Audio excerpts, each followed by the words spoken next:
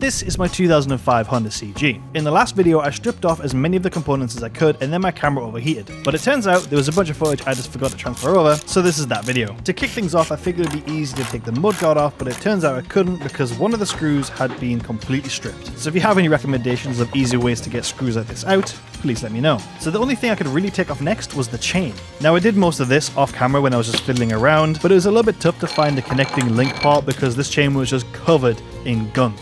But with everything else, it was pretty easy to take off. And the next thing to do is to take the engine out, but I've got a couple of parts on order before I can do that. Because this bike had been sat in a shed getting dripped on for about a year, I'm not too sure if there's going to be water in the engine and if that's causing any damage. And this bike is definitely going to have a full service, so I'm thinking, do I do the oil change while it's up on the bike, or do I wait until everything's put back in place? Apologies for this being a short one, but as always, thank you all for your comments and your suggestions. If you've got any more insights, drop me a comment or drop me a DM.